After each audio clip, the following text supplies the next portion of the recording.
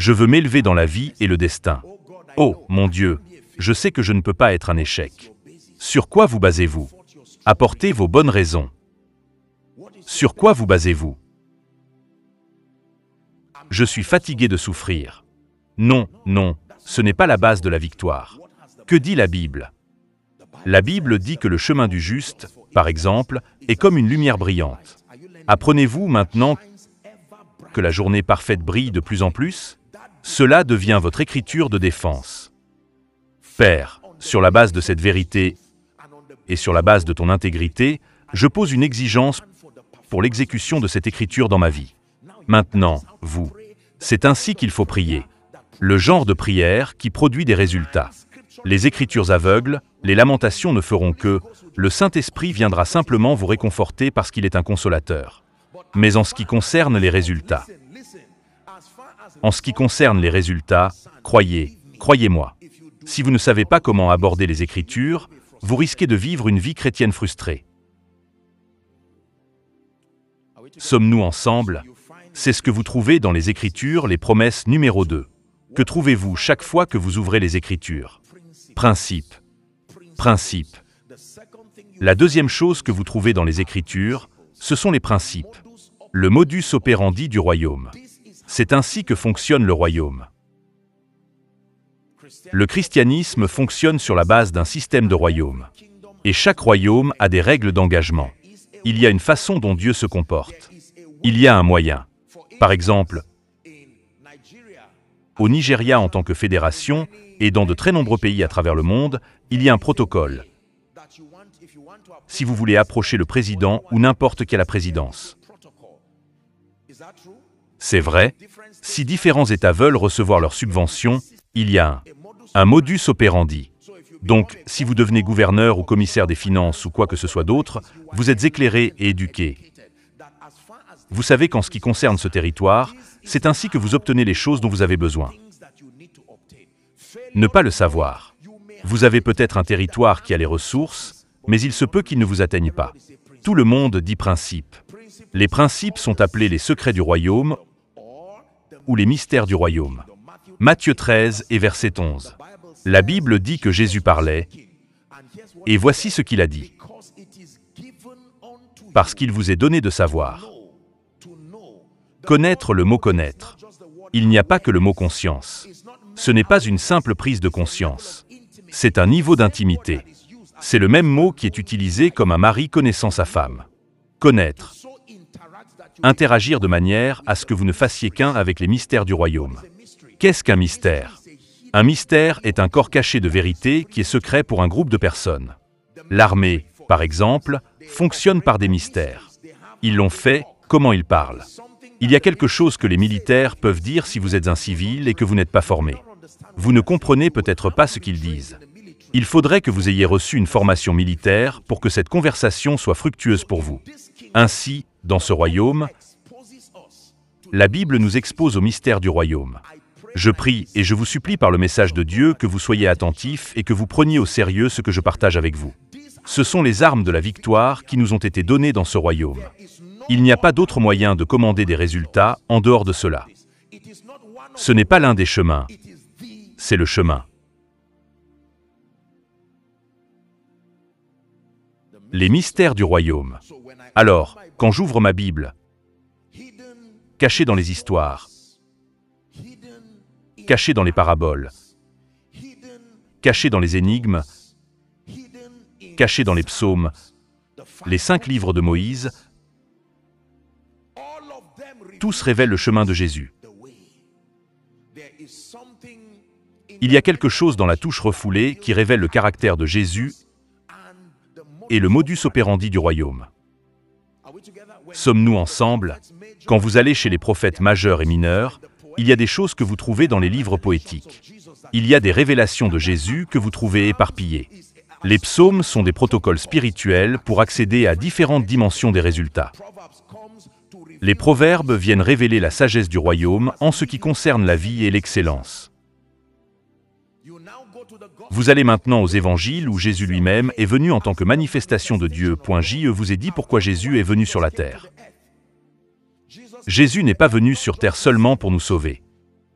Sa mission numéro 1 lorsqu'il est venu sur terre était de corriger notre idée de Dieu, le Dieu que les gens ne connaissaient pas. Parce que jusque-là, ils ne l'avaient pas vu se manifester corporellement. Il y avait donc beaucoup d'idées que les prophètes. Ils dépendaient de l'interprétation des prophètes pour connaître Dieu. Ils ne pouvaient pas avoir de relation personnelle parce que le Saint-Esprit n'a pas été donné à tous. C'est le prophète Joël qui a dit « Un jour, cette formule de connaissance sera obsolète parce que le Saint-Esprit sera répandu sur toute chair. Et à ce moment-là, il donnera le quintuple pour faire mûrir les saints. Mais en ce qui concerne les relations personnelles, ce voile sera déchiré. » Sommes-nous ensemble maintenant? Apprenez-vous? Ainsi, lorsque Jésus est venu, il est venu principalement comme une correction de notre idée. Il est venu comme un script de marquage. De sorte que nous comparons maintenant tout ce que les prophètes nous ont dit à son sujet avec la manifestation de Jésus. Et regardez, vous voyez maintenant pourquoi le Père a dû l'approuver avant qu'il ne commence. Parce que si le Père ne l'approuvait pas, cela signifiait que toute autre chose qu'il a faite avant que le Père ne parle, nous pouvons dire qu'elle est mauvaise. Depuis le moment où le Père a parlé jusqu'à ce que Jésus soit allé au ciel, nous savons que tout ce qu'il a fait était correct. Parce que le Père a déjà dit que je suis content de lui. Alors, quand nous voyons le Père dire « Je t'ai aimé d'un amour éternel. Je vous ai attiré par ma bonté. » Nous avons le droit de ne pas croire le Père tant que nous n'avons pas vérifié cette affirmation. Dans la vie de Jésus, Jésus a-t-il manifesté l'amour du Père? Sondez les Écritures. Vous découvrez donc qu'il a fait preuve de compassion en nourrissant les gens physiquement. Il a fait preuve de compassion en nourrissant les gens spirituellement. Lorsqu'il a rencontré une prostituée au puits, il ne l'a pas jetée à l'intérieur du puits. C'est vrai, il s'est assis et a eu une conversation avec elle. Quand il rencontrait des publicains et des pécheurs, comment se comportait-il? Ainsi, nous pouvons maintenant vérifier que Dieu est amour parce que Jésus l'a manifesté une fois. Ai-je parlé 2 fois? Avez-vous entendu dire que tout pouvoir appartient à Dieu? Nous avons le droit de dire Dieu, tu es un menteur. Jusqu'à ce que nous vérifions dans la vie de Jésus. Avons-nous vu la puissance de Dieu démontrée dans la vie de Jésus? Lisez votre Bible. Le Testament est là pour votre vérification. Nous voyons toutes sortes de signes et de prodiges. Nous chantons des chansons. Quel genre d'homme est Jésus? Il sépara la mer. Il a fait toutes sortes de choses. Par la manifestation de la vie de Jésus, nous pouvons conclure sans risque que Dieu est tout-puissant. Parce que nous ne voyons aucune impossibilité qui soit arrivée à Jésus, sauf le moment où il n'a pu faire aucun miracle. Et la Bible a pris la responsabilité de nous dire pourquoi. Si la Bible nous a laissés dans les ténèbres, nous disons « Dieu, il y a quelque chose que tu ne peux pas faire ». Mais la Bible nous dit que la raison pour laquelle Jésus n'a pas pu faire cela est à cause de leur incrédulité, qu'il s'est lui-même émerveillé de leur propre croyance et de la Bible. Paul lui-même s'est appuyé sur cela et a dit qu'il reste encore du repos pour le peuple de Dieu.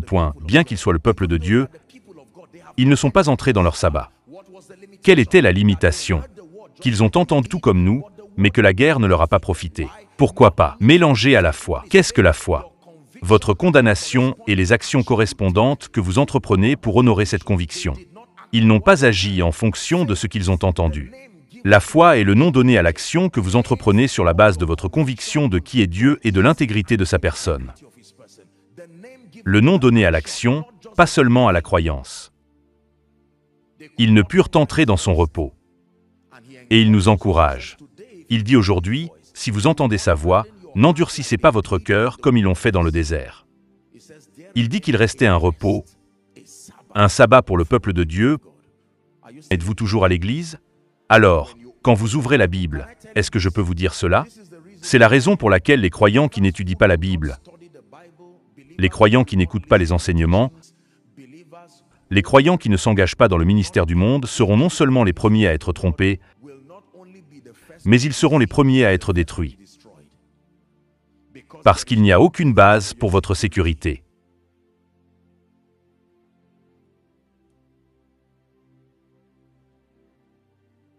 L'homme ne vivra pas seulement de pain, mais de toute parole qui sort de la bouche de Dieu.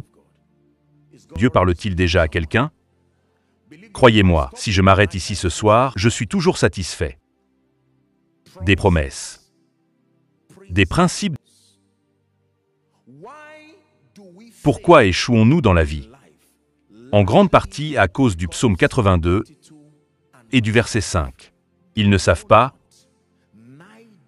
ils ne comprendront pas non plus. La limitation n'est pas la capacité de Dieu, est la limitation et la connaissance. Ils ne savent pas, ils ne comprendront pas non plus. Ils marchent sur lui. Vous voyez maintenant pourquoi l'équipe de louanges criait à nos visages qu'il devait y avoir de la lumière ce soir. Et je suis d'accord avec eux. Il doit y avoir de la lumière sur votre destin. Au nom de Jésus. Écoutez, croyants, écoutez. Vous en avez assez de l'ignorance? Vous devez être capable de connaître avec exactitude les principes spirituels qui sont liés aux résultats que vous désirez. C'est ce qu'est la maîtrise dans le royaume. Et la Bible dit que celui qui s'efforce d'atteindre la maîtrise n'est pas couronné. Acceptez ces galons légalement. Personne ne gagne les Jeux Olympiques par erreur. Tous ceux qui atteignent la finale des Jeux Olympiques sont des champions dans leur propre pays. Pourtant, quelqu'un prend quand même la dernière place dans cette course. Cela signifie que la personne était un champion, mais pas assez à l'échelle mondiale. Alors, ne vous contentez pas de dire que vous êtes meilleur que quelqu'un parce que vous avez 2 chrétiens peu sérieux autour de vous et que c'est vous qui les enseignez. Par quelle référence pensez-vous être sérieux? Ils se comparent à eux-mêmes. La Bible dit qu'ils ne sont pas sages. Vous devez placer la barre très haut sur le plan spirituel. Puis-je vous dire cela? Ceux qui gagnent la course de 100 mètres ne sont jamais entraînés avec 100 mètres. Et si vous voulez gagner 100 mètres, vous vous entraînez avec au moins 250 mètres. Peut-être que c'est une idée.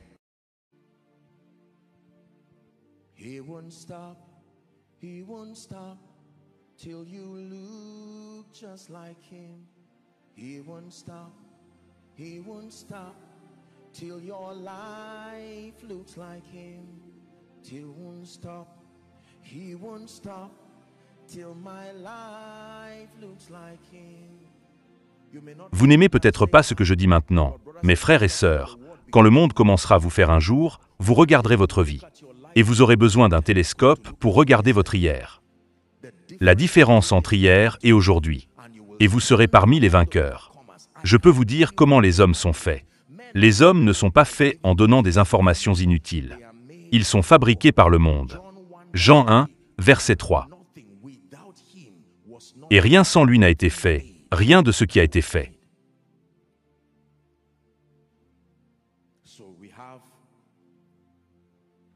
Nous avons donc des prophéties, nous avons des principes. La troisième chose que vous trouvez dans les Écritures, ce sont les prophéties. Les premières promesses. Deuxième principe. 3P est la troisième prophétie. Les prophéties vous donnent une idée de la fin. Nous avons besoin de savoir à quoi ressemblera demain. Nous avons besoin de savoir à quoi ressemble la fin. C'est le remède à la peur. Les gens n'ont peur que lorsqu'ils sont inconnus. L'Écriture nous a déjà dit la fin de l'histoire, à la fois pour votre destin et pour le temps que nous avons passé ici, afin que nous puissions trouver du réconfort basé sur les Écritures. En tant qu'enfant de Dieu, vous savez, premièrement, que vous finirez bien. Quelle est la base de votre confiance? Jérémie 29 et verset 11. « Je connais les pensées que j'ai à ton égard, dit le Seigneur. » Dieu parle. Vous pouvez choisir en qui vous croyez, dit le Seigneur. Des pensées de paix et non de mal, pour vous donner une fin inattendue. Ainsi, il vous dit déjà prophétiquement que Dieu sait déjà que vous avez une fin attendue. Et puis, à la fin des temps, nous savons comment ces choses se passeront. J'ai vu une nouvelle terre et un nouveau ciel, car l'ancienne terre et l'ancien ciel s'étaient éloignés. Et puis, il est venu avec nous au tabernacle dans cette ville. Le Christ lui-même étant la lumière de cette ville. Nous connaissons la fin des temps. Donc, avec toute la confusion et toutes ces choses, tout ce qui est une nouvelle de dernière minute est une vieille nouvelle basée sur les Écritures. La Bible nous a déjà dit qu'il y aura des guerres, et il y aura des rumeurs de guerre, par exemple. Mais la Bible nous dit aussi que dans toutes ces choses, vous êtes plus que vainqueurs. Ainsi, lorsque nous agissons avec confiance dans un monde incertain, Nous avons l'air d'imbéciles. Sauf que notre sagesse est supérieure parce qu'elle vient de l'autorité de l'Écriture. Il y a une prophétie qui nous soutient. Cela nous donne de l'espoir, et l'espoir ne fait pas honte. Vous voyez comment c'est? Alors, la prochaine fois que quelqu'un vous dira que je suis un chrétien mûr, dites-le lui. Je ne discuterai pas avec vous. Numéro 1. Qu'est-ce que le christianisme? Qui est Jésus? Pourquoi est-il ici? Quiconque ne peut pas défendre Jésus n'est même pas né de nouveau.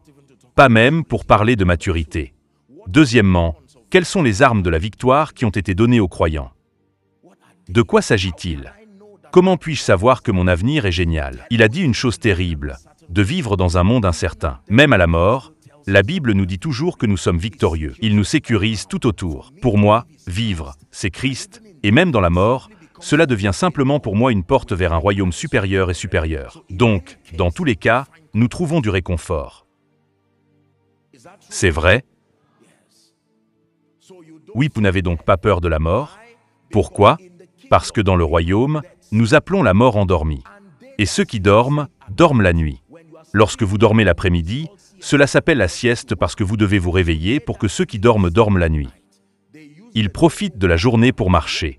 Je dois marcher sur les œuvres de celui qui m'a envoyé pendant qu'il fait jour pour la comète nocturne où aucun homme ne peut marcher. Pourquoi? Parce que c'est cette nuit-là que vous dormez.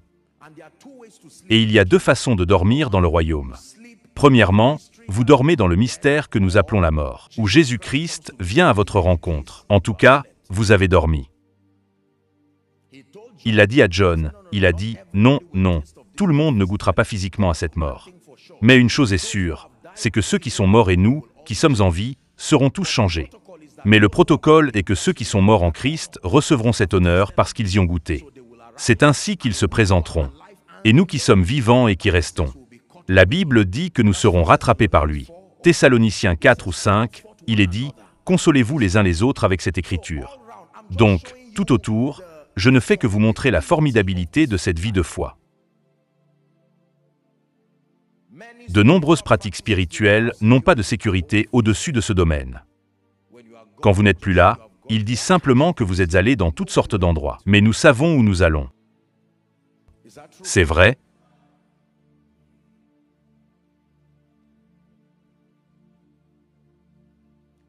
Pourquoi ne voudriez-vous pas venir à Jésus avec ce genre de provision? Votre destin, votre avenir, votre éternité, tout est assuré en Christ. C'est pourquoi Satan combat l'Évangile. S'il vous plaît, faites attention. C'est pourquoi Satan fera tout pour s'assurer que vos proches ne sont pas sauvés. C'est pourquoi Satan fera tout pour s'assurer que vous ne vous relevez pas. C'est pourquoi Satan fera tout pour s'assurer que vous n'avez pas la prospérité qu'il faut pour votre confort et pour l'Évangile. Puis-je vous dire cela? Il ne s'agit pas de glorifier Satan. Mais vous voyez, vous devez étudier à quel point Satan est visionnaire. Il n'y a rien qu'il fasse qui soit pour lui-même. Tout ce qu'il fait est lié à un grand objectif. Pour arrêter la révélation de Jésus et la glorification de celui-ci. Demandez à Satan, pourquoi combattez-vous la prospérité? C'est la même raison. Pourquoi combattu le corps des hommes? Même raison. Pourquoi la femme ne devrait-elle pas avoir d'enfant? Satan n'a rien à faire avec l'enfant. Ce qui le préoccupe, c'est que tout ce qui est capturé dans votre vie. S'il vous plaît, faites attention. Tout ce qui est capturé dans votre vie devient l'affaire de Satan s'il découvre qu'il y a en cela un potentiel pour révéler Jésus et glorifier Jésus. Permettez-moi de le répéter, cela signifie que Satan n'a rien à faire avec votre travail. Il n'a rien à faire avec votre santé. Il n'a rien à faire avec vos enfants. S'il ne pense pas qu'il y a quelque chose en lui pour rendre gloire au nom du Seigneur, au moment où Satan découvre qu'il y a quelque chose dans votre vie qu'il soupçonne, il n'a pas besoin d'attendre que vous naissiez de nouveau. Il soupçonne qu'un jour, avec ce talent que tu as, si jamais tu renais, il n'attendra pas que tu naisses à nouveau. Il commencera à l'attaquer. Satan n'est pas motivé par beaucoup de motivation. Il y a quelque chose que vous pouvez apprendre de lui. Il y a une motivation singulière. Il est motivé par un seul programme. Pour arrêter la révélation de Jésus-Christ et pour arrêter la glorification de celui-ci. Puis-je vous dire cela? Si Dieu prend tout ce qui peut le révéler en nous, Satan passera ainsi à côté de vous, et vous le supplierez de venir, et vous direz non. Il ira chercher où ira ensuite cette gloire. Il ne vous cherche donc pas seulement à cause de vous. Si vous ne comprenez pas ce que j'enseigne, vous ne comprendrez même pas du tout l'enseignement de ce soir.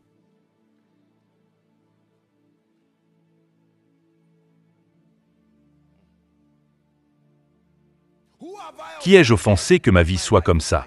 Vous arrêterez ce genre de déclaration après une révélation comme celle-ci. Vous le voyez maintenant parce que, je ne dis pas que ceux qui disent cela sont mauvais, mais c'est pourquoi vous êtes venus à l'Église. L'Église est un lieu d'illumination. La condition d'une attaque, c'est qu'il y a. Quand Satan découvre que vous avez été créé à l'image et à la ressemblance de Dieu comme un bébé, il a poursuivi les enfants. Vous êtes majeurs.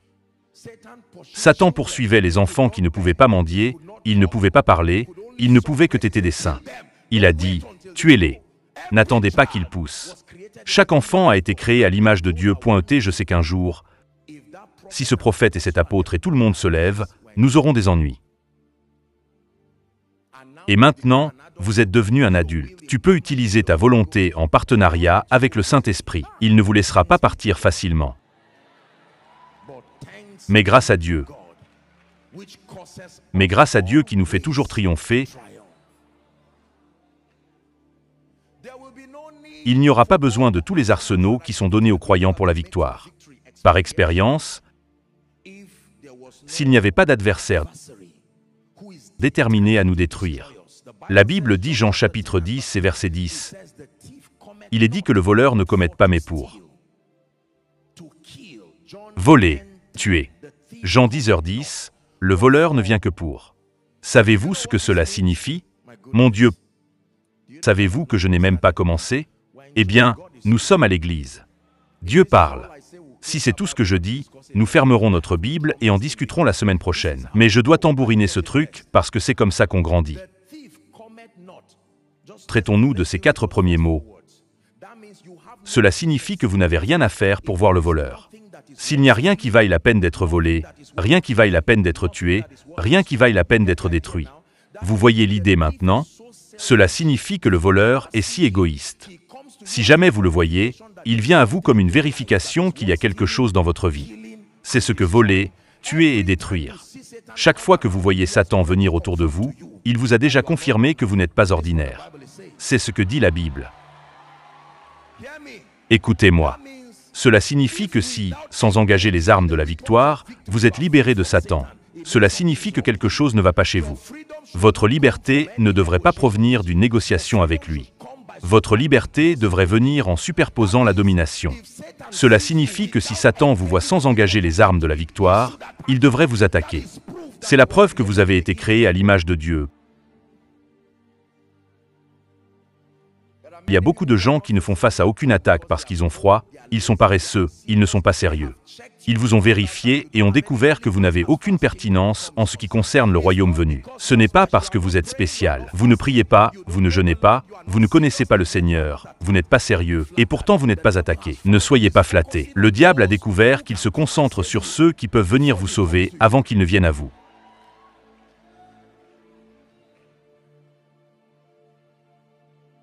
J'étais content quand ils m'ont dit « Voyez-vous, l'Église est un bon endroit. » C'est vraiment le cas. S'il vous plaît, asseyez-vous. Ainsi, le voleur ne commette pas seulement pour voler. S'il vous plaît, donnez-le-nous à nouveau pour tuer et détruire. Jésus s'oppose à cela et dit « Je suis venu pour qu'ils aient. » Pour qu'ils aient. Et ils peuvent l'avoir davantage. Il y a une différence entre la vie et la vie abondante. Oh, qu'est-ce qui me met dans cette affaire, cette nuit? De la vie et de la vie en abondance. Écoutez attentivement. D'ailleurs, eh bien, puisqu'il s'agit de Koinonia, permettez-moi de vous mettre en garde avec amour contre certains de ces cris aveugles que parfois, lorsque la parole de Dieu arrive, l'énergie qu'il faut pour recevoir est la même énergie que vous gaspillez en criant inutilement. Voilà. Écoutez, je ne dirai cela nulle part. Et Dieu nous forme. Sommes-nous ensemble? Nous devons parfois être bien approvisionnés. Je ne suis pas Je ne veux pas vous insulter, mais il suffit d'écouter s'il doit rire quand c'est risible. Mais certains d'entre eux crient. La plupart du temps, les gens qui font ces choses ne comprennent pas. Je dis la plupart du temps, pas tout le temps. Et s'il vous plaît, ne vous sentez pas mal. C'est une famille. Personne ne condamne personne. Mais ce n'est qu'un. C'est juste un mot de mise en garde honnête et honnête.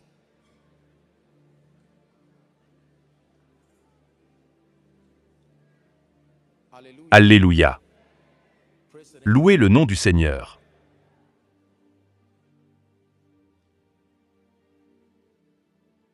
Est-ce que je vois bien? Est-ce Sa Majesté? Je suis vraiment désolé. S'il vous plaît, célébrons-la. Sa Majesté, l'épouse de l'Olu de l'inquiétude.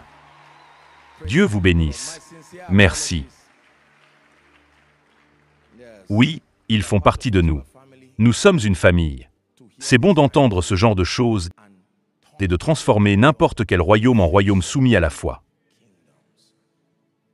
Louez le Seigneur. Sommes-nous ensemble? Dieu vous bénisse. Point merci.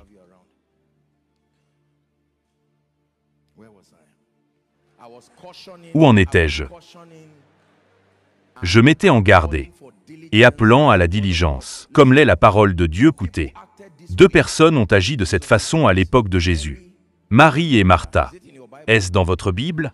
Rappelez-vous les choses qui sont écrites 4 fois. D'où notre apprentissage. Martha courait partout en faisant toutes sortes de choses et elle ne comprenait pas. Marie s'assit tranquillement et écoutait. Voici ce que Jésus a dit.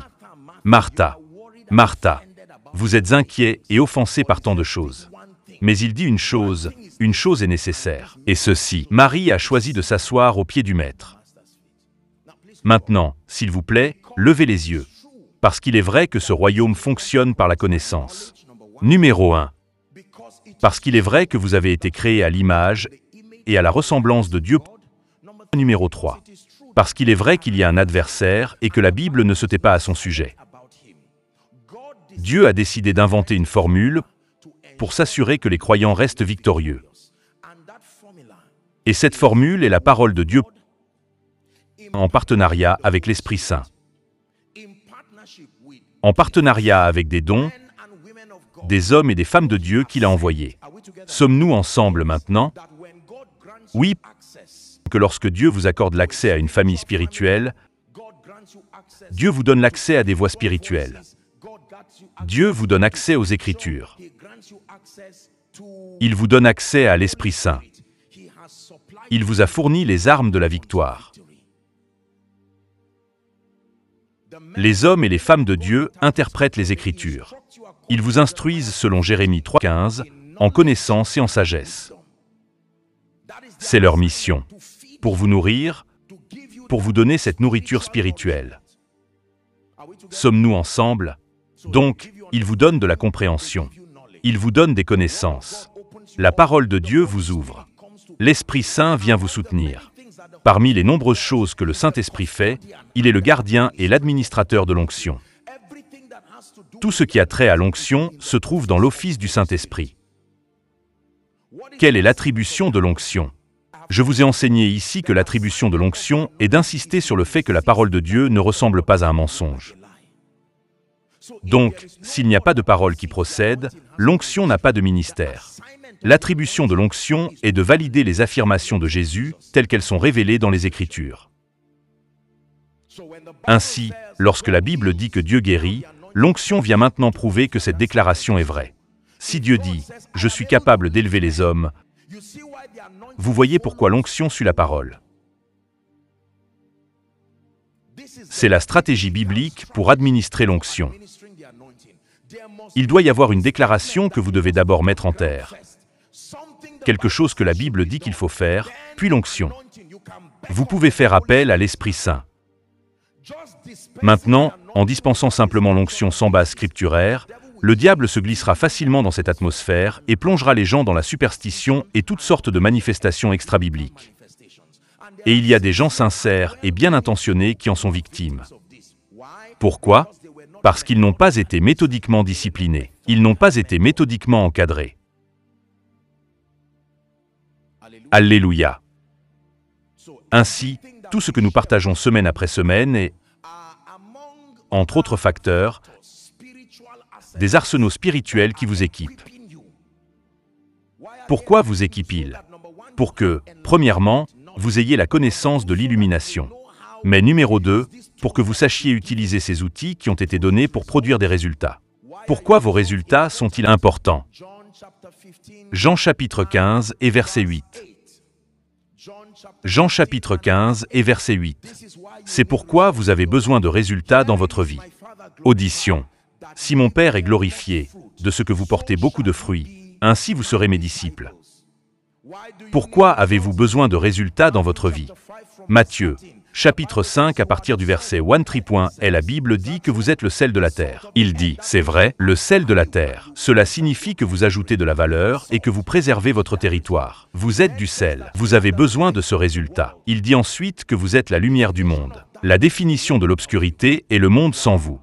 Vous êtes la lumière du monde. Il y a des noms qui sont exclusifs à Dieu seul. L'homme ne peut pas revendiquer ce nom. Mais quand il s'agit de la lumière, à la fois de Dieu et de la lumière humaine, il y a des noms qu'il partage librement avec nous. L'une d'entre elles est qu'il est le Fils de Dieu. Nous sommes fils de Dieu. Une d'entre elles est sa lumière.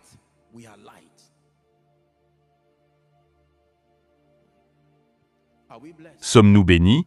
Savez-vous pourquoi je crois que le Saint-Esprit vient de me prendre ce chemin? Parce que tout ce que nous enseignons dans cette maison par la grâce de Dieu doit être vu en ce qui concerne toutes les choses mentionnées ci-dessus. Lorsque vous commencez à enseigner aux croyants des mystères dans le royaume qui ne sont pas liés à un plus grand corps de vérité, c'est là que la canalité entre en jeu. Par exemple, si vous commencez à enseigner sur des choses comme peut-être, disons, la richesse et la prospérité, vous commencez à enseigner sur des choses comme la carrière, le destin et le reste. L'enseigner dans l'isolement pour que le royaume vienne. L'enseigner isolément à la révélation de Jésus ne fera qu'alimenter l'existant perdu chez beaucoup de gens. Vous voyez pourquoi certains de ces enseignements semblent détruire. Mais quand on le met en perspective, alors on voit que Jésus est glorifié. Jésus est révélé. Alléluia. Pouvons-nous enseigner ce soir? Maintenant, Père, ouvre-moi les yeux et fais-moi voir. S'il vous plaît, élevez la voix et priez. Car le chemin du Seigneur est le chemin de la sagesse. Car le chemin du Seigneur est le chemin de la sagesse.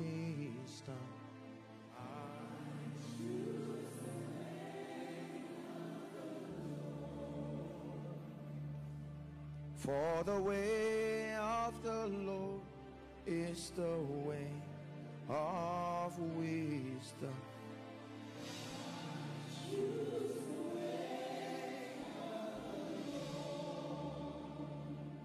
Alléluia. Alléluia. Louez le nom du Seigneur. Je me suis senti très fortement ému par la façon dont notre série sur les différentes grâces. Il en reste une sur l'amour, mais je l'ai suspendue parce qu'il y a une autre série dont tu feras partie. Il y a une grâce qui peut amener les hommes à aimer Dieu et à aimer les hommes. C'est une grâce qui est à l'œuvre dans cette maison mais nous allons le laisser et l'attacher à une autre série qui arrive. C'est vrai, ce soir, très brièvement, et ensuite nous prions. J'enseigne sur le chemin spirituel de la grandeur. S'il vous plaît, je prie pour que vous soyez attentifs. Il s'agit d'un enseignement très puissant qui sera pertinent à la fois pour vous, vos proches et ceux qui sont liés à vous. Il est important que nous apprenions les voies de Dieu. Et la Bible dit que dans les derniers jours, quand la montagne du Seigneur sera élevée au-dessus de toute autre montagne et de toute colline, il est dit que les nations viendront et que les hommes diront, « Venez, allons à la montagne du Seigneur, à la maison de Jacob, et il nous enseignera ses voies. »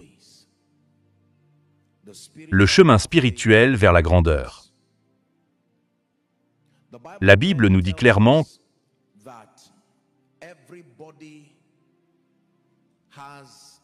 que tout le monde a une grande destinée en Christ.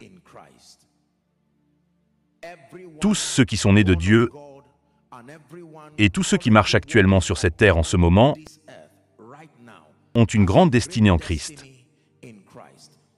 dans Hébreux chapitre 10 et verset 7. Hébreux chapitre 10 et verset 7, Paul parlait et il a fait une citation qui se référait à Jésus, mais ensuite par extension à son Église et aux croyants en général. Puis j'ai dit, voilà, je viens dans le volume du livre tel qu'il est écrit de moi pour faire ta volonté. Ça signifie qu'il n'y a pas de hasard ou d'erreur. Que tous ceux qui sont venus ont quelque chose en lien avec leur vie et leur destin. En ce qui concerne Dieu, le conseil prédéterminé de Dieu est concerné. Personne ne marche sur la terre n'est inutile. Personne ne marche sur la terre. Quelle que soit la façon dont vous êtes arrivé ici, à condition que vous y soyez arrivé, il y a une allocation. En ce qui concerne le destin pour vous, si vous êtes avec moi, dites Amen. C'est très important. La Bible nous fait savoir qu'en Christ, nous pouvons avoir de grandes destinées et que la grandeur est l'héritage des saints. Pas seulement la piété, mais la grandeur. Ce sont quelques-uns des avantages et des dispositions que nous avons en tant que fils dans la lumière. L'héritage de la grandeur est notre droit de naissance. L'héritage de la grandeur est le désir de Dieu pour chacun de nous. Sommes-nous ensemble? Philippiens chapitre 3. S'il vous plaît, lisons les versets 13 et 14. Philippiens chapitre 3, à partir des versets 13 et 14, nous fait savoir que nous avons un grand destin. Ce n'est pas moi qui m'estime, dit-il, mais c'est une chose que je fais. Oubliant les choses qui sont derrière, je tends la main vers ces choses qui sont avant. 1. Je me dirige vers le repère du prix de l'appel haut. L'apôtre Paul dit qu'il a une haute vocation. Son appel n'est pas un appel ordinaire. Son appel est un appel élevé de Dieu en Jésus-Christ. Tout le monde dit « j'ai une vocation élevée ». Une fois de plus, disons que j'ai un appel élevé.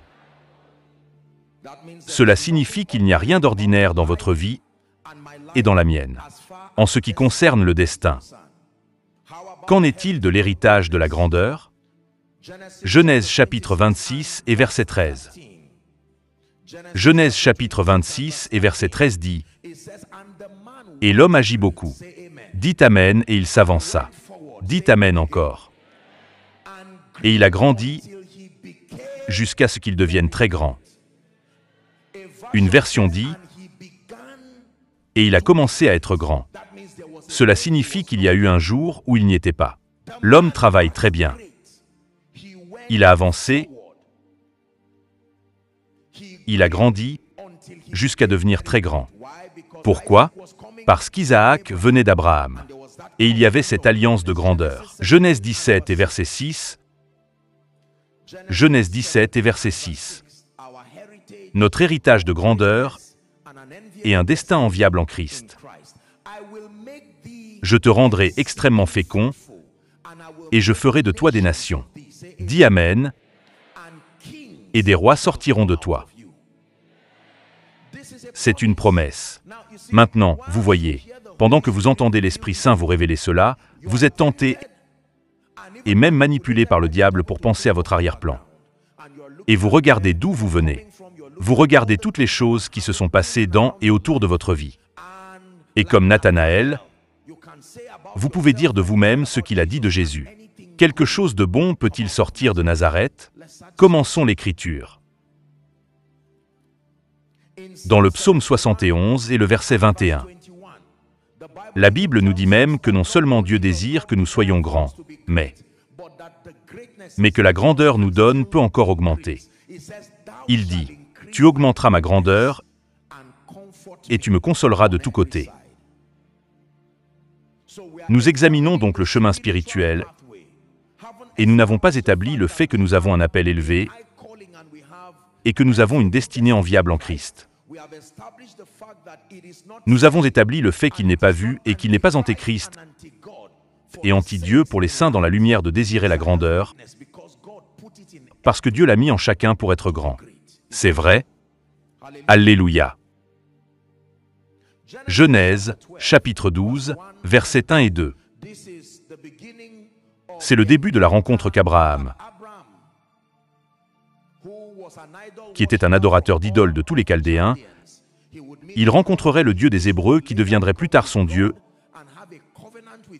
et aurait une alliance avec lui qui deviendra la base de la venue de Jésus et même de notre rédemption. 12, versets 1 et 2. Or, le Seigneur avait dit à Abraham, « Sors de ton pays, de ta famille, de la maison de ton père, vers un pays que je te montrerai. » Si vous aimez Jésus, lisez le verset 2 avec moi. Prêt? Je ferai de toi une grande nation. 1. Et je te bénirai et rendrai grand ton nom. Et tu seras une bénédiction. Arrêtez-vous là. Comme au moment où il racontait cela à Abraham, cela ne lui était pas encore arrivé. C'était une parole prophétique liée à des conditions qui, si elles sont remplies, libéreront et actualiseront ce monde. Sommes-nous ensemble maintenant? Alors il dit à Abraham, « Je sais que tu es un adorateur d'idoles et que tu as ta maison, ta famille. Mais j'ai choisi de vous appeler maintenant lorsque vous étudiez à partir des Écritures. » La première personne qui a été appelée n'était pas vraiment Abraham.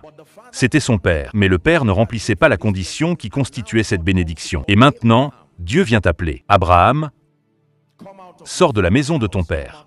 Sortez de tous ces endroits, parce que c'est ce que je veux faire. C'est votre destin. Je veux faire de toi une grande nation. Je veux vous bénir. Je veux que votre nom soit grand. Tu seras une bénédiction. En fait, lisons le verset 3. Le verset 3. S'il vous plaît, donnez-le-nous. Il est dit, « Je bénirai ceux qui te béniront et je maudirai celui qui t'a maudit. » Il y a une révélation ici que je veux que vous appreniez. Pour chaque personne qui vous maudit, il y en a beaucoup qui bénissent ceux qui vous bénissent. Vous voyez le ratio? Je damnerai celui qui te bénit, celui qui te maudit. Il y a toujours plus de personnes prêtes à vous bénir et à s'associer à Dieu au cours de votre vie qu'une seule personne qui pourrait vouloir vous coûter cher. Donc, si la personne de votre village en est une, nous sommes là. La famille est ici. Les anges sont ici. Et en toi, toutes les familles de la terre seront bénies. Maintenant, vous pourriez être tenté de dire que c'est juste pour Abraham. Mais Paul nous a donné une perspective. Perspective dans son épître paulinienne que lorsque Dieu a fait cette promesse, c'était à Abraham et à sa postérité. Cette semence étant le Christ. Et Galates chapitre 3 et verset 29 dit, « Et si vous êtes à Christ, êtes-vous donc la postérité et les héritiers d'Abraham selon la promesse ?» Cela signifie que ce qu'il a dit à Abraham par l'intermédiaire du Christ peut devenir notre réalité. Vous voyez maintenant le lien qui vient d'Abraham par Christ. Maintenant, c'est notre réalité. La grandeur est donc notre destin. Et quand je dis grandeur, je ne parle pas d'une partie de cette poursuite du canal pour la grandeur qui n'a pas de royaume. Perspective. Rappelez-vous que nous avons déjà donné un contexte ce soir que tout ce que nous cherchons et tout ce que nous communiquons, c'est tout le conseil de Dieu point, mais c'est le repos par rapport à la révélation de Jésus et à la glorification de celui-ci. Il dit, « Et moi, si je suis élevé de terre, j'attirerai tous les hommes. » C'est vrai, et j'ai partagé avec vous que l'une des façons dont Dieu obtient la gloire est de glorifier les fils. Tout père est glorifié lorsque ses fils sont glorifiés. Jean 17 et verset 1. Jésus leva les yeux vers le ciel et il fit une prière. Et il dit, « Père, l'heure est venue. Voici le protocole pour que Dieu soit glorifié. Glorifie ton Fils, afin que ton Fils te glorifie. » Donc, si les fils ne sont pas glorifiés, le Père ne peut pas être glorifié. C'est le principe de la domination partagée. Le Père ne se glorifie pas lui-même. Sa gloire vient de l'excellence du Fils. Point le Fils ne se glorifie pas. Sa gloire vient de l'excellence de l'Église en partenariat avec le Saint-Esprit. L'Église ne peut pas se glorifier elle-même. Sa gloire vient de sa domination sur le cosmos, les principautés et les puissances incluses. Donc, tout le monde dans le cas qui a la gloire qu'il reçoit. La domination sur la création est la façon dont la gloire de l'Église est révélée. La domination de l'Église est la façon dont le Fils est glorifié en partenariat avec le Saint-Esprit. Et dans la glorification du Fils, le Père est glorifié. Pas de confusion. C'est le protocole que nous avons appris aujourd'hui. Mais il y a un chemin biblique et je serai très rapide à ce sujet pour que nous prions. Beaucoup de croyants ne savent pas qu'il existe un protocole à la grandeur. Ils désirent être grands dans le ministère. Ils désirent être grands dans les affaires, dans la carrière, et ainsi de suite. Et pour beaucoup de gens, nous ne faisons que deviner et faire de l'ombre. Et nous ne sommes pas capables d'atteindre ce niveau d'efficacité spirituelle, de nous élever de sorte que nous puissions faire beaucoup pour le royaume. Maintenant, dans votre désir d'être grand, la première information que je veux apporter très rapidement ce soir, c'est qu'en ce qui concerne la grandeur, il y a deux saisons principales dans la vie de chacun. En ce qui concerne la grandeur, en ce qui concerne le sujet de la grandeur, il y a deux saisons principales dans la vie. Deux saisons principales. Tu es prêt? La saison numéro 1 s'appelle la saison de préparation. Veuillez l'écrire. La première saison que tout croyant en Christ qui désire faire beaucoup pour le royaume, surtout en cette fin des temps. Il n'y a pas de manifestation instantanée dans le royaume. La saison de préparation. S'il vous plaît, faites attention aux choses que vous allez apprendre. La saison de préparation.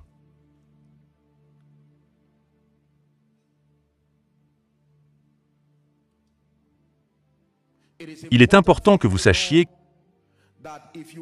que si vous n'êtes pas préparé à quoi que ce soit le jour de la manifestation, vous échouerez. C'est vrai, même dans un contexte humain, il y a des étudiants qui se préparent aux examens et ils excellent. Il y a des gens qui doivent se préparer pour des entretiens, pour une promotion. Et s'ils se préparent et qu'ils écrivent l'interview ou quoi que ce soit, quelle que soit la forme de l'interview, quand ils excellent, ils sont promus et ensuite ils montent en grade. Il en est de même dans le royaume. Deux grandes saisons. Très rapidement. La saison de préparation.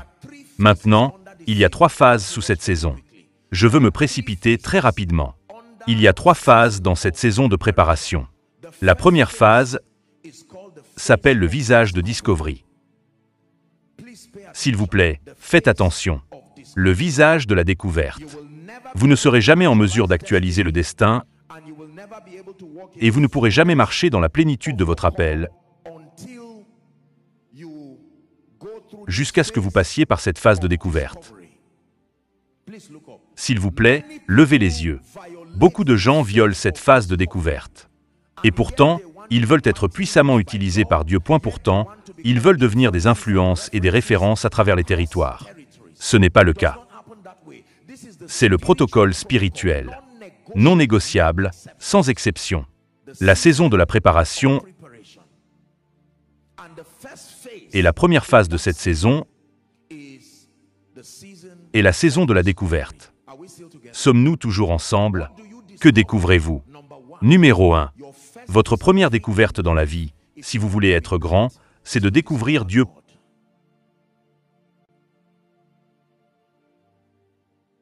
Découverte.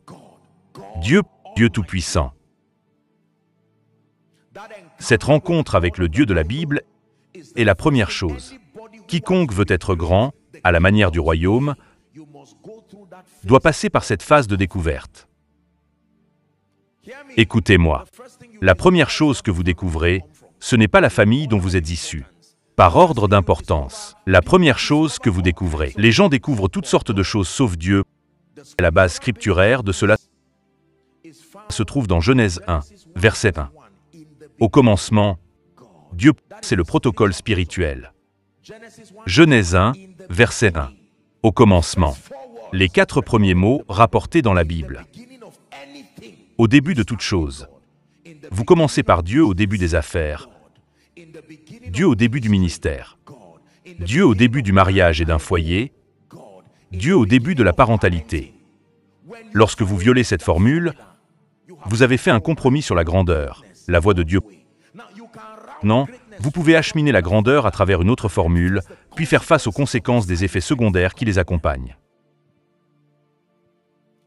Apprenons-nous maintenant, au début. Maintenant, la plupart du temps, les gens impliquent Dieu, mais il ne prend pas cette première place. Nous l'ajoutons comme si vous mettiez du sel dans une soupe. Et nous l'ajoutons simplement. D'accord, mon Dieu, donc tu ne me harcèles pas, d'accord? Vous êtes ici. Le protocole veut qu'il soit l'auteur, sinon il ne peut pas être l'achèvement. S'il n'est pas l'auteur, il ne sera pas l'achèvement. Sommes-nous ensemble maintenant? Vous découvrez Dieu. Nous le voyons dans la vie de Moïse. J'aimerais avoir le temps, mais je veux que nous prions. Mais il suffit d'écrire pour référence dans Exode chapitre 3, du verset 1 à 15. Exode chapitre 3. Le texte est de 1 à 15-18. Mais donnez-nous le verset 13 pour gagner du temps. La Bible nous parle de ce garçon hébreu qui a été sauvé de la mort. Et puis il s'est enfui d'Égypte et s'est retrouvé à l'arrière de la montagne, soignant Jéthro, son beau-père. Et puis il est ouvert à une rencontre avant de découvrir quoi que ce soit d'autre. Il a découvert Dieu, le Dieu des Hébreux. Moïse a dit, « Voici, quand je viendrai vers les enfants d'Israël et que je leur dirai, « Le Dieu de nos pères m'a envoyé vers vous. » Et ils me diront, « Quel est son nom? Que leur dirai-je » Très bonne question. Et Dieu dit à Moïse, « Yahvé, je suis ce que je suis. Yahvé, je suis ce que je suis. » Et il dit, « Tu leur diras ainsi qu'il est vrai qu'ils veulent être délivrés, mais c'est ce que je désire. Je désire qu'ils me connaissent. Je suis, vous a envoyé. » Sommes-nous ensemble? Donc, la première chose que vous devez découvrir, c'est Dieu. La plupart des gens ne prêtent pas attention à Dieu. Puis-je vous dire cela? Dans votre formation spirituelle avec Dieu, permettez-moi de vous donner un conseil et vous pouvez l'utiliser comme modèle pour guider d'autres croyants. Lorsque vous commencez avec des croyants, ne commencez pas à leur enseigner des choses sur le succès, la prospérité, alors que vous voulez vraiment faire mûrir les croyants. C'est ainsi que Dieu nous a conduits. C'est ainsi que Dieu a conduit nos pères. C'est ainsi que Dieu a guidé les gens à partir des Écritures. Quand vous rencontrez Dieu, il ne parle d'autre chose que de lui-même jusqu'à ce qu'il se révèle lui-même. Ainsi, lorsque vous formez des croyants, vous devez prendre le temps de les exposer à Dieu. Vous devez prendre le temps de les exposer à Dieu. Feu pour Dieu. Lorsque ce fondement de Dieu est établi, vous pouvez maintenant commencer à approfondir d'autres sujets. Si vous compromettez cela, vous allez avoir des gens qui sont déséquilibrés dans leur croissance. La formule est au commencement. Dieu est la première chose que vous découvrez. C'est Dieu numéro 2 pour gagner du temps. La deuxième découverte, c'est vous-même. La deuxième découverte, c'est vous-même. Maintenant que tu as découvert Dieu, tu peux te découvrir toi-même.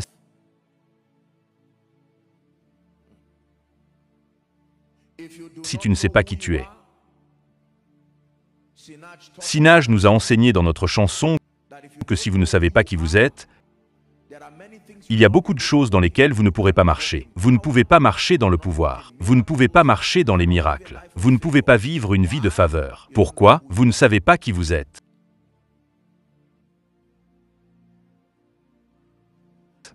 La nation d'Israël a oublié son identité, qu'elle était un peuple d'alliance. Et quand ils ont été envoyés pour aller explorer le pays, ils sont revenus avec une mauvaise nouvelle. Ils ont dit que nous étions comme des sauterelles. Dieu ne l'a pas dit le. Satan ne l'a pas dit le. Ils l'ont dit à eux-mêmes. Ce n'est pas comme Satan l'a dit. Répétez après moi. Vous êtes des sauterelles. Nous sommes des sauterelles. Oh non. Par eux-mêmes, ils s'appellent eux-mêmes sauterelles. Je marche dans le pouvoir. Marcher en miracle. Je vis une vie de faveur. Je sais que je marche avec le pouvoir.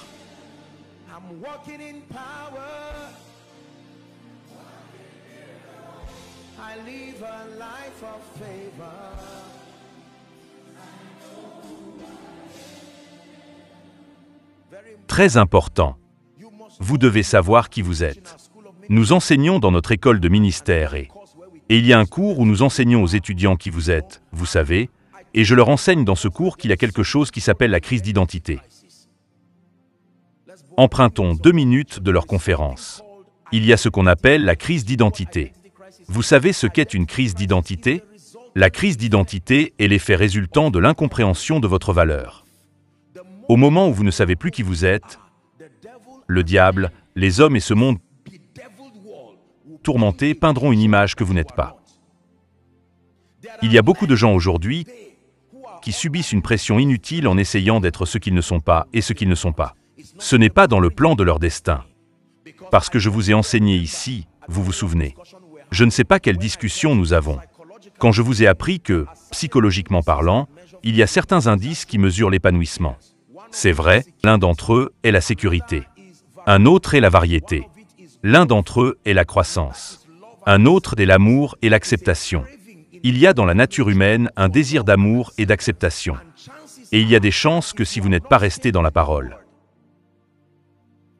Sommes-nous ensemble maintenant, comme dira l'évêque David Oyedepo, pour trouver votre image dans les Écritures, pour pouvoir le savoir. C'est ce que Dieu a dit à mon sujet. C'est ce que je suis sur la base de ce que les Écritures ont dit, pas sur la base de ce que votre esprit a dit, pas sur la base de ce que votre expérience a dit. N'est-ce pas Paul qui a dit qu'il y a comme beaucoup de voix et qu'aucune d'elles n'est sans effet? Votre parcours a une voix. N'oubliez pas qui vous êtes. Des échecs tout au long. Et vous entendez cette voix alors, malheureusement, et je sais et je prie pour qu'elle change. Dieu merci pour les écoles chrétiennes. Mais si vous n'avez pas la chance d'aller dans une école qui invoque le nom du Seigneur, maintenant vous entendez une autre voix ajoutée à cette négativité par les enseignants et tout cela. Ils vous regardent et disent, vous êtes ennuyeux. Vous êtes presque démoniaque. Je ne sais pas comment vous êtes arrivé ici. Je ne sais même pas où tu vas. Et je peux vous le dire, parce que vous les respectez, vous le croirez. Et puis avec tout le sens du respect et des excuses. Les parents ont un rôle majeur dans la destruction de l'estime de soi des enfants.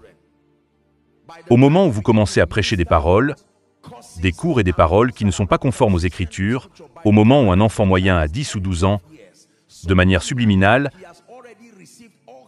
il a déjà reçu toutes sortes de suggestions sur qui il est. Alors maintenant qu'ils pensent qu'ils sont faibles, le diable va maintenant commencer à commercialiser des modèles qui peuvent vous faire appartenir. C'est pourquoi les gens rejoignent des sociétés occultes. C'est pourquoi les gens adhèrent à toutes sortes de choses. Ils disent qu'ils veulent appartenir. Quand Satan est venu à Jésus, le premier test a été le test d'identité. Le premier test, le tout premier test était un test d'identité. Si tu es vraiment le Fils de Dieu, change ces pierres en pain. Jésus a dit, je n'ai pas besoin de vous prouver. La voix a déjà parlé que je suis son Fils bien-aimé. L'homme ne vivra pas seulement de pain, mais de chaque parole. Vous aviez la parole de quand il l'a annoncé. Tout ce qui était sous le ciel l'avait, y compris vous. Ne me posez pas cette question. Quand la vie, les amis et la société, malheureusement, et le contexte sociologique de notre monde, vous oblige maintenant à faire des choses et à être des choses pour montrer que vous êtes grand, vous pouvez leur dire « non, non, non, non, non ». Je suis une personne civilisée, mais j'ai des limites. Je sais qui je suis. Ne me dis pas seulement de m'habiller comme tu veux pour montrer que je suis poli, de parler comme tu veux, de vivre comme tu veux. Non, dans les limites d'un monde civilisé, je me conformerai à ce qui est un avantage. Mais je sais qui je suis. D'après les Écritures, je suis le bien-aimé de Dieu. Voyez quelle sorte d'amour le Père nous a accordé en ce que nous sommes appelés fils de Dieu. Il y a beaucoup de noms que la Bible nous donne. La lumière, le sel, les ambassadeurs, les rois, les prêtres. Apprenons-nous maintenant. Ainsi, vous découvrez Dieu. Vous vous découvrez. La prochaine chose que vous découvrez sous cette étape de découverte, c'est que vous découvrez vos capacités, vos dons et vos capacités. S'il vous plaît, faites attention. Il y a toujours une canne à la main. Oh mon cher Moïse, c'est la tige que vous utiliserez pour marcher. Signes et prodiges. Ce n'est pas seulement Dieu que vous découvrez, ce n'est pas seulement vous-même que vous découvrez. Il y a quelque chose que Dieu vous a donné. C'est la verge que tu vas utiliser, Moïse. Attention à ne pas lancer cette canne un jour. Vous en aurez besoin pour passer la mer Rouge. Un jour pour devenir le symbole de votre leadership. Puis-je vous dire cela? Tout le monde ici assis, me regardant, suivant en ligne et suivra par le biais d'une rediffusion ou de n'importe quelle plateforme par laquelle il se présentera. Puis-je vous dire sincèrement qu'il y a quelque chose que Dieu a mis en vous que le monde attend désespérément de recevoir. Il ne s'agit pas seulement d'un discours de motivation. C'est la vérité basée sur les Écritures. Personne n'est venu ici vide. Tout le monde est venu ici comme une expression de la plénitude de la vie et de la puissance de Jésus. Si tu es Joseph, nous avons besoin de ton leadership et de ta capacité à interpréter les rêves. Si vous êtes Déborah, nous avons besoin de votre force et de votre dextérité à la guerre. Si vous êtes Moïse, nous avons besoin de votre passion pour pouvoir communiquer avec Dieu et chasser prophétiquement le peuple de la captivité. Tout le monde dans les Écritures qui a été utilisé de Dieu, il y avait des choses que Dieu leur avait données. David savait chanter. Il a utilisé cette grâce pour écrire aujourd'hui les psaumes qui ont apporté toutes sortes de délivrances. David était un guerrier et il avait l'habitude de se battre vaillamment. De son vivant, David a eu du leadership. Tout ce que David avait finalement été présenté dans le palais.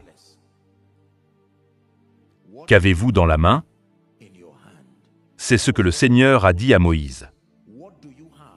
Qu'avez-vous dans votre maison? Second Roi, chapitre 5. Second Roi, chapitre 4. S'il vous plaît. 4. Je voulais dire. La Bible dit qu'il y avait une certaine femme parmi les femmes des fils du prophète. 2 Rois 4, à partir du verset 1.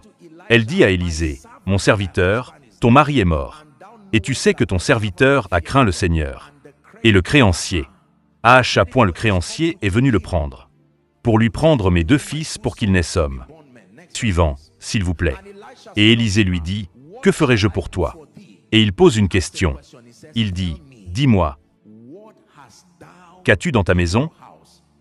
Écoutez la réponse de la femme. C'est la réponse de beaucoup d'entre nous. Quand le destin vous appelle, qu'avez-vous dans cette maison du vaisseau d'Éthan? Voici ce que nous en disons. Rien point ta servante n'avait rien dans la maison qu'un pot d'huile. Je n'ai rien d'autre que la capacité de pécher. Je n'ai rien d'autre qu'un grand charisme et des prouesses de leadership. Je n'ai rien d'autre que la passion et la faim de Dieu. Je n'ai rien d'autre que la capacité qu'on me fait confiance. Je n'ai rien d'autre que la capacité qu'on me fait confiance. Faites attention à ce que vous n'appelez rien. Faites attention à ce que vous n'appelez rien. Je n'ai rien d'autre qu'un certain sens des affaires. Je n'ai rien d'autre que quand je dors. Tout ce que je vois dans mon rêve se produit vraiment. Je n'ai rien d'autre que le rêve que j'ai fait que je me suis vu sur un terrain de croisade, alors que je dormais sur une natte dans une hutte. Je me voyais parler devant les nations. C'est tout ce que j'ai. Il dit, « Qu'est-ce que tu as? Vous devez découvrir ce que vous avez. » Puis-je vous dire cela? Chaque grand homme que vous admirez aujourd'hui, que ce soit dans le royaume ou dans le monde séculier, que ce soit dans le ministère, la politique, les affaires, il y a eu des hommes et des femmes qui, entre autres facteurs, sont arrivés à un point de leur vie où ils ont découvert qu'il y a quelque chose de précieux que Dieu m'a donné. Écoutez-moi. Votre estime de soi, entre autres facteurs, est liée à la perception de la valeur que vous avez de vous-même.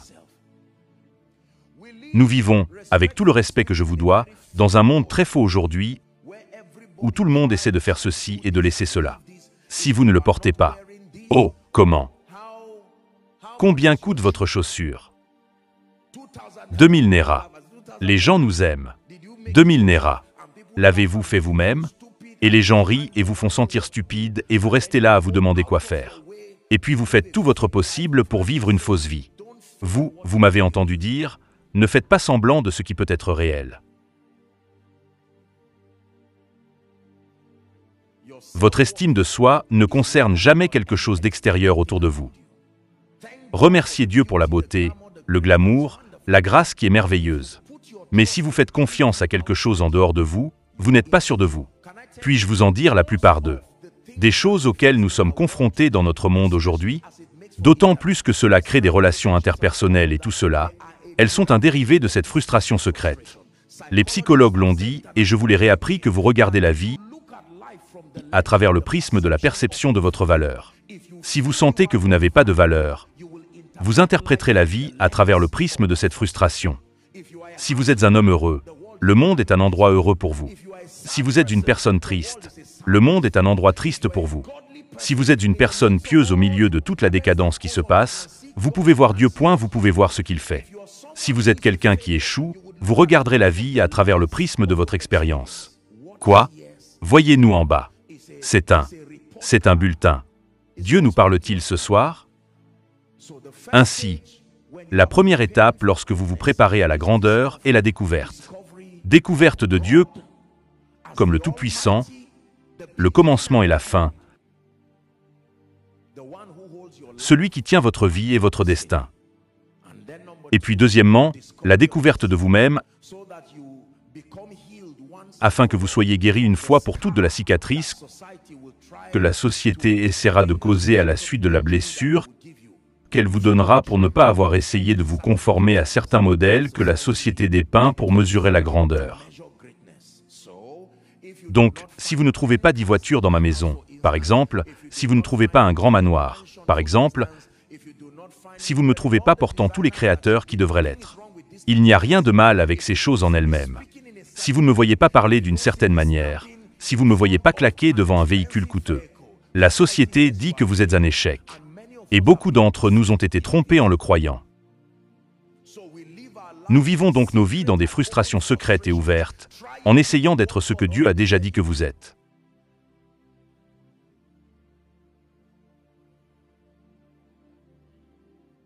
Sommes-nous bénis? Et puis la découverte de vos potentiels. C'est ce que j'ai entendu pour la première fois de la bouche de mon mentor très vénéré dans la vie et dans la mort. Dr. Miles Monroe. Quand j'ai lu son livre sur la découverte de votre potentiel, quand il a dit, voici ce qu'il a dit, que l'endroit le plus riche sur Terre n'est pas les mines d'or d'Afrique subsaharienne autour. Ce n'est pas le cas. Ce ne sont pas les mines de pétrole au Nigeria et en Irak et tout ça. Il a dit que c'était l'endroit le plus cher, le plus riche de la Terre. Il l'a appelé cimetière. Pourquoi? Parce que c'est là que sont morts des livres qui n'ont pas été écrits. C'est là que sont morts des rêves qui ne se sont pas réalisés. Et il a dit qu'il était loin de se douter qu'il ne vivrait pas si longtemps. Il a dit que sa mission n'était pas seulement la longévité. Son objectif était l'efficacité. Ce Jésus a vécu 33 ans et demi et son impact jusqu'à l'éternité continuera à se faire sentir. Et il a tout donné et vraiment il est mort vide. L'un des derniers livres qu'il a écrit avant d'aller avec le Seigneur s'intitule « Le passé sur le principe de la pertinence et de l'héritage transgénérationnel ». Un homme qui a trompé la mort, en effet. Sommes-nous bénis? Vous devez trouver ce que vous avez entre les mains. Puis-je vous dire cela? Comme la femme ne disait rien d'autre qu'un pot d'huile, le pot l'entendait et l'huile l'entendait. Et voici ce que le pétrole disait. Vous ne m'appelez rien. De la même manière que votre capacité d'écriture dit. Savez-vous que vous pouvez écrire sur les réveils? N'est-ce pas Grobal Erden qui a écrit un livre? Les généraux de Dieu qui ont mis le feu. Aujourd'hui, Dieu seul sait combien de ministères sont issus de ce livre. Toutes sortes de livres, de cadeaux. Billy Graham a découvert qu'il avait la capacité d'aimer le Seigneur et de communiquer efficacement. Et il a déployé ce don dans son opération évangélique. Et aujourd'hui, sans doute l'un des plus grands évangélistes de l'histoire moderne qui a vécu. Qu'avez-vous dans la main? Qu'avez-vous dans votre maison? Il est temps de revenir en arrière et de rester avec le Saint-Esprit et de faire l'inventaire intentionnel de tout ce qui constitue un avantage dans votre vie. Parce que tout ce que Dieu vous a donné qui constitue un avantage sera utilisé pour votre destin. Puis-je vous dire cela? Satan vous montrera généralement au visage toutes les choses négatives autour de votre vie. Beaucoup d'entre nous ne voient rien de glorieux en nous-mêmes. Vous êtes pauvre. Il s'assurera que vous voyez celui-là. Vous ne parlez pas bien. Il s'assurera que vous voyez celui-là. Tu passes 15 ans dans le village, il va m'attirer à tes oreilles. Mais les choses merveilleuses que Dieu a faites de votre vie, il ne vous permettra pas de voir, au nom de Jésus, puissiez-vous voir clairement. Puis-je vous dire cela?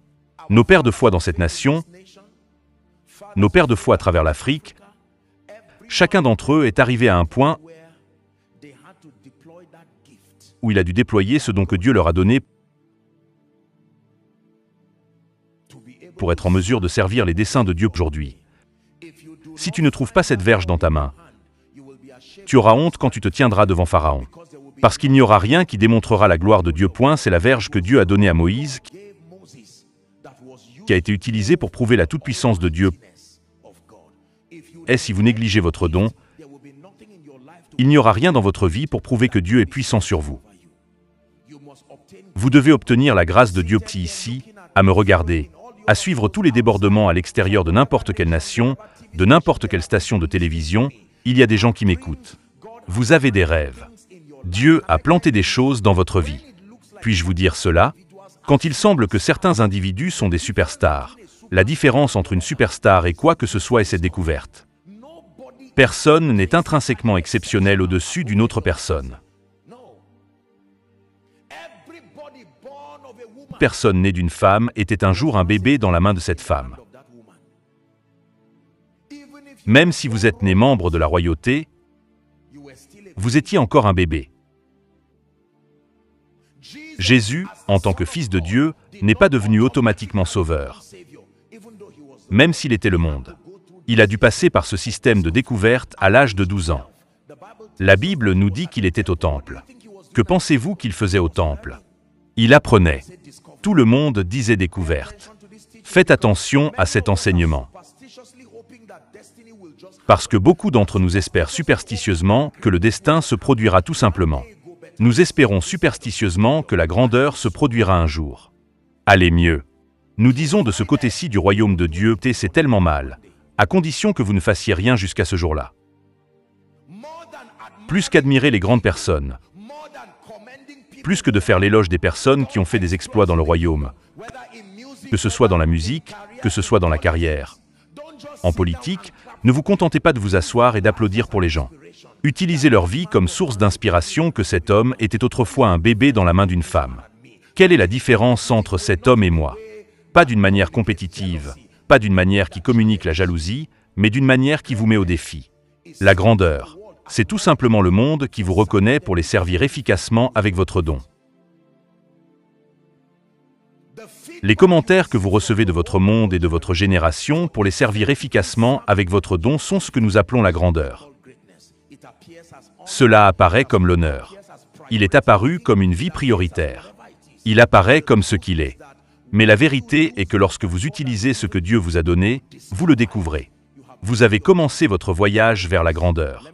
Permettez-moi de faire un bref récapitulatif et nous allons de l'avant qu'il y a deux visages principaux lorsqu'il s'agit de manifester la grandeur dans le royaume. La première saison s'appelle la saison de préparation et je définis maintenant les activités qui se déroulent pendant cette saison. Que cette saison de préparation est divisée en 3 phases. La première phase est la découverte. Vous découvrez Dieu, vous vous découvrez. Vous découvrez ce qu'il vous a donné. Dis Amen.